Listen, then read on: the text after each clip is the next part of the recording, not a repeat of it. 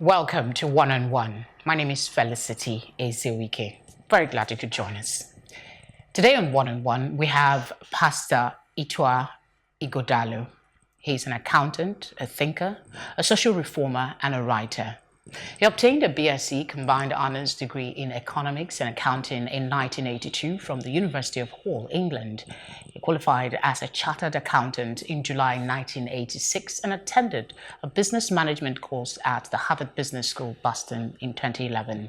He's a fellow of the Institute of Chartered Accountants of Nigeria and a fellow of the Chartered Institute of Taxation, Nigeria.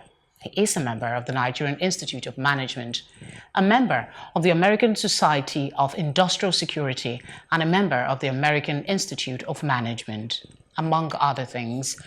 Pastor Ighodalo chairs and is on the board of several charitable organizations and NGOs, including the Courage Education Foundation, Heritage Homes, the Joseph Liberty Foundation, Food Bank Initiative, the Lydia Grace Foundation, and the Trinity Foundation. It is my pleasure to welcome you, sir, to the program. Thank you for joining us.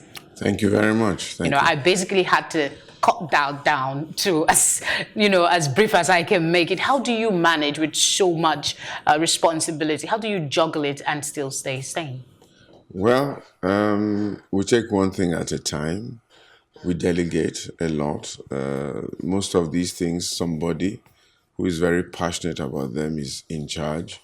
So I give broad direction. Some of them I initiated, some of them I assumed, and some of them was trusted on me. But I work very well with different teams and make sure that things are working. And they deliver to expectation, or you get some disappointment from time to time? From time to time, some disappointments. Things don't quite go as you thought, as you expected. Some people need to be pushed a bit more. Some people need to be cautioned. Some people need to be driven. But that's all about management. Nothing is ever perfect, and everything is work in progress. So you keep making progress. But the most important is that everything is making progress and adding value and making some contributions. Okay, you're a successful businessman aside from every other thing. And there is this speculation in Nigeria that for you to be successful in any business venture, you must cut corners at some point. Do you hold that view? And the follow-up question to that is, does the work you do that's not the pastoral work now in any way come in conflict with your faith sometimes? Not at all. You don't need to cut corners to be successful. First of all, you need to define success. Success does not necessarily mean having lots of something, either money or whatever it is. Success probably means doing things properly, doing things right, adding value, and achieving results. Okay, so we've been able to run a decent business by doing things properly, doing our best to avoid unnecessary compromises that will conflict with our ethics and our morals. There might be a bit of pain sometimes in Nigeria because of the attitude of most people who even think that when you are trying to be proper, there's something fishy. Okay, so you need to pay some tax and you are ready to pay the tax. The taxman is now looking at you and saying, maybe you should pay more than or whatever. So that's the psyche is like that. But you keep going. Sometimes your time is wasted because you say you are not going to do things improperly. But you must be prepared for those things. You must be mentally and physically and, of course, spiritually prepared for those things. And then you take one thing at a time. You do a lot of charitable work. A lot of persons would say the Nigerian economy is not exactly friendly to a lot of businesses, not to talk of being philanthropic. So how do you stay afloat in the current economic realities in Nigeria? Well, you just do your best, okay? You want to run a good business that turns in a different return and profit, pays for its staff, pays its liabilities, and gives the owners something for them to expand their coast and live a decent life. But there's always something extra. And, with money, it's a question of preferences, okay? So you have $1,000 or 1,000 naira. Do you want to buy yourself a new tie, a new shoe, or do you want to pay somebody's school fees? Okay, so when you've dealt with the criticals, whatever is extra, in addition, you can decide what to do. I choose to use almost 80% of my resources in doing charitable things. Okay, because I keep my personal needs Very, very simple, very, very basic. I have the fundamentals, thank God. I don't need any real excesses. So I try to help people because people are your biggest investments, and I just like to see things going well for people. I just like to see people doing well. I guess that's why you're a pastor, sir. Well, I don't know I if it is believe. wanting to see things well for people that made me a pastor. Yeah, Or that's a contributory factor. well, I don't know. Okay, let's just talk a bit about, religion. There's this controversy about tithe. Yeah, a lot of celebrities have come up to talk about it. Some they just make comments that some people deem as controversial. So I want to ask you, is tithe money for God or for the clergy? Well, you know that God doesn't eat, God doesn't drink, God doesn't sleep, God doesn't wear clothes. So, whatever God asks for is usually so that He can give to other people. There's a story in the Bible that says, when I was in prison, you visited me. When I was hungry, you gave me to eat. When I was lonely, you came and spent time with me. When I was down, you were with me. And then they said to him, Lord, Lord, when did we do all these things? He says, whatever you do to the least of my people, you have done to me. So all God's money is for the benefit of His people. So, for instance, if you build a church, God might be in the church in spirit, but He doesn't sit on the pews. He doesn't hold the microphone.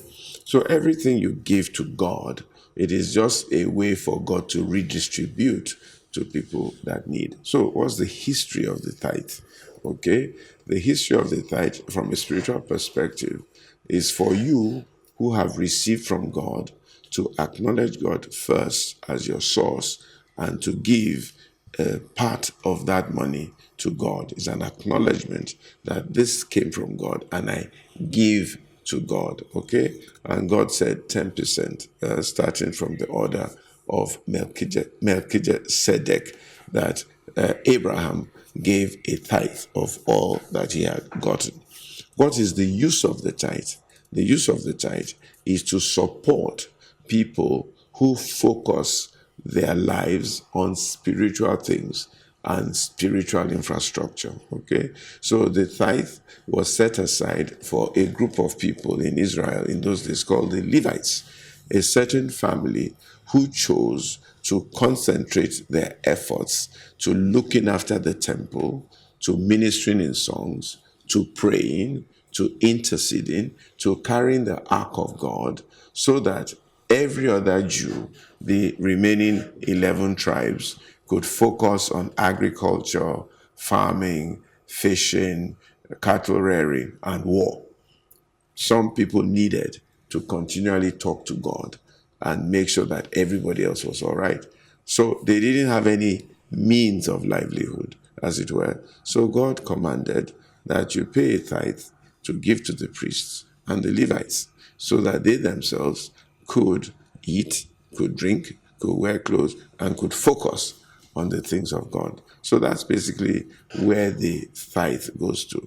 A tithe also goes to the widow, the orphan, the poor, the weak, the infirm, so that by God's grace, there will be no poor people in Israel. And it's very, very simple, okay? I think the criticism or the controversy is really more to do with the use of the tithe. I was just about to ask you that question. Rather than the essence of paying tithes.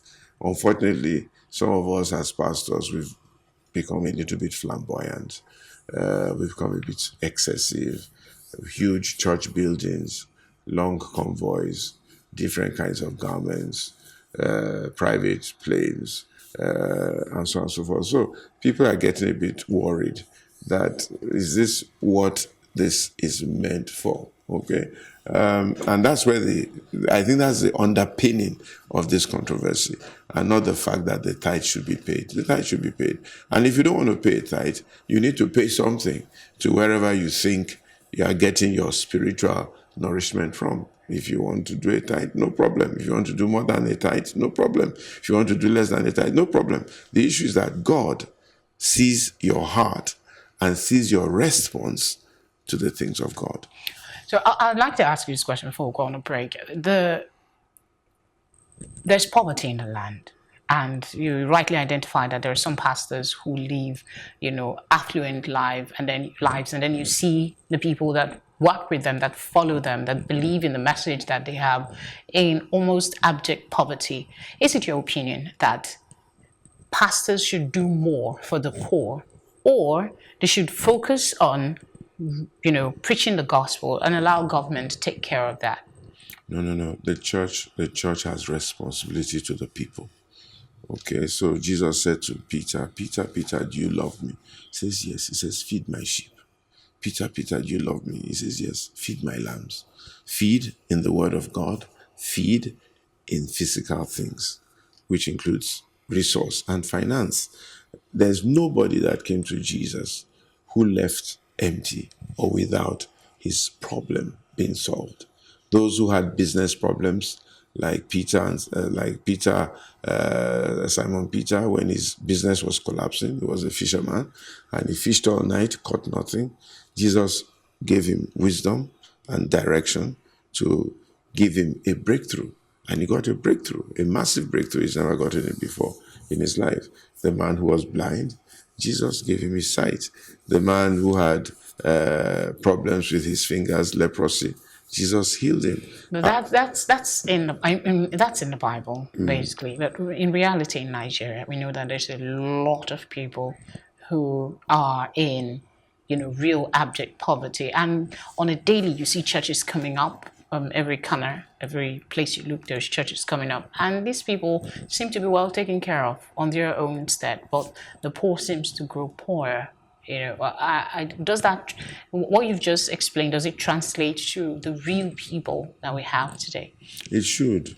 Most churches are doing some level of welfare.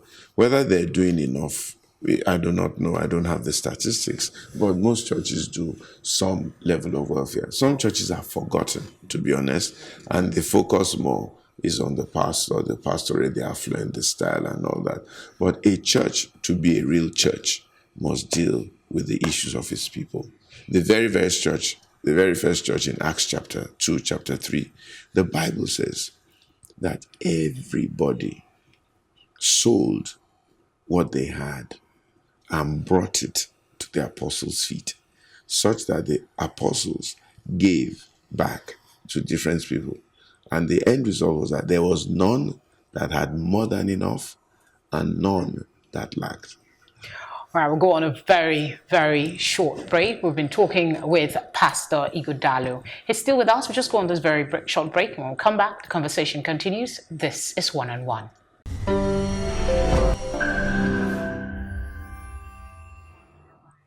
Good to know you're still with us. This is still One on One, and I still have with me Pastor Ighodalo. Thank you for staying with us, sir. Thank you. As a social reformer, what do you make of the Nigerian state as it is, and what needs to give for us to be better? The first thing is that we must focus on education, information, educating the masses. One of the problems, or the major problem that Nigeria has, is the low level of information, exposure, and understanding of its people. A nation cannot develop if a majority of its people are in darkness and ignorance. Okay, the Bible says the people that sat in darkness have seen a great light. The first thing that God did when he wanted to create something out of nothing was he says, let there be light, let there be information, let there be revelation. The difference between the first world and the third world is the level of knowledge and the exposure and the sophistication that each one has. So that's the first thing.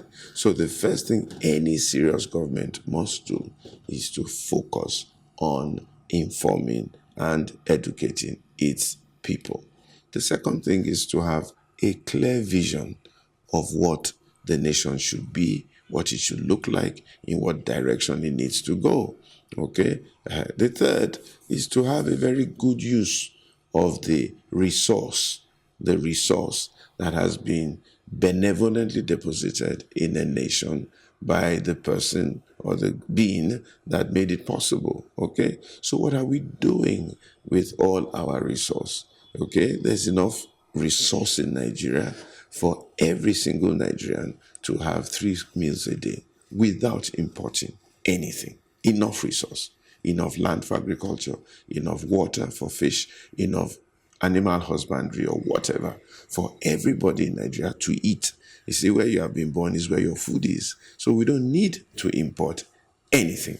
Whatever we don't grow here, we don't eat it. Okay? There's enough resource for us to add value, to produce different kinds of things. How can we do that? Because it seems as the people that are empowered to do most of these things are failing somewhat. So what would be your suggestion on how we can achieve some of these things? All you need to add value to the things is technology, information.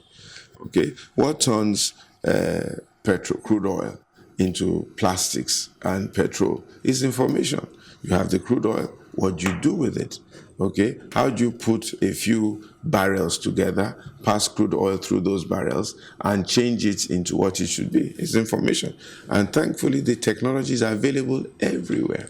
If you go on the internet now, you get all the technology you want. If you go to China, you get their technology. How did China develop? They went to the US, to the UK, to Europe, bought, stole, or whatever, the technology, and brought it to China and studied it, refined it, improved it, and reproduced it. So thankfully, we have technology. So wherever there's technology, let us bring to Nigeria. That's what our leaders should be doing. Okay? Singapore developed simply or by inviting people who had knowledge to come and start industries in Singapore. Simple. And they made the environment conducive for them. If I was president of Nigeria, okay, Volkswagen must have a plant here. Mercedes must have a plant here. Nissan must have a plant here. Toyota must have a plant here. I will give them 4, 5 years, 10 years to have a plant here. I will not allow them to just keep dumping cars in Nigeria as they want. If they had plants here, if they want to do CKD for a while, no problem. But at least I will make sure that 5, 10, 20,000 people work in that plant. But right now, we're using all our money to fund industries and pay salaries for people in other places. Just a quick thought on the 2019 elections. It has come and gone. What lessons do you think we need to learn or unlearn if we have to grow our democracy and electoral process? Well, the good thing about the democratic process is that it's getting better and better, to be honest. And that's what it is. Part of Nigeria's problem was that our democracy was truncated. And therefore, the good people faded away and they were no longer interested and didn't trust the process. Okay? What the first lesson we all must learn is that we all must get involved one way or the other. The least you can do is to register to vote, have information, and decide on who you want to vote for. Not for what you want to eat today, but for what they want to do for Nigeria in the future. Insecurity is something we've been grappling with in this country, and one of the biggest issues on everybody's mind these days is that of the Chibok girls. It's been 5 whole years, and these girls are still missing, and Leah Sherrible seem to be towing same line, becoming somebody that we're still asking for them to return. 5 years, nothing from the government. Seems efforts are not as strong as it should be. Do you think there is hope that these girls will be returned? And when there's life, there is hope. My concern is the level of determination by the government and the level of commitment and effort to driving this process through. Okay, by now we should have information as to where the girls are, who is holding them, what needs to be done to get them back. But everywhere is quiet, and that bothers me. Okay, so my suggestion is, apart from prayer, which is very, very important. I was telling the people on Sunday where they had this at the Falomo Bridge, where they had this convergence for Chibok girls, that it's like the story in the Bible where The people were eating their children, and the king seemed helpless. So they had to go to God in prayer and say, God, you have to move the hand of this situation. And he responded. But aside from that, I think it's also time now for self-help to some extent. We need to wake up the international community. We need to wake up everybody and ask for help. There must be help from somewhere where they can locate where these girls are. Let's know that they're safe. And then whoever is holding them, what do you want to allow these girls to come back? Some of them may have been brainwashed and say they don't want to come back. That's okay. But let's at least find out exactly where they are and make sure that they're okay. And the same thing with Leah. We all knew that Leah was taken. We all knew that she said she wasn't going to convert. So we knew that there were some people that people were talking to. Did those people disappear? What eventually did they do with her? So we need to get government to give us answers.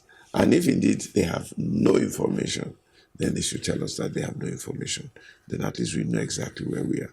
But this silence, nobody's talking to anybody, is unacceptable.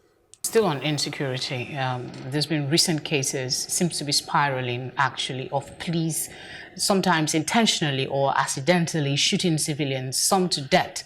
We know that a couple of days ago, one was SARS, the other, we don't know if they belong to SARS or, stuff like that. We also have the growing cases of rape of minor. This time it has moved from just mere rape to gang raping, organized rape of young people. What, in your opinion, can we do to restore some sort of sanity in our society and encourage people to, change from behaviors that seem to be endangering everyone? I think people are really, really frustrated, and people are really, really idle.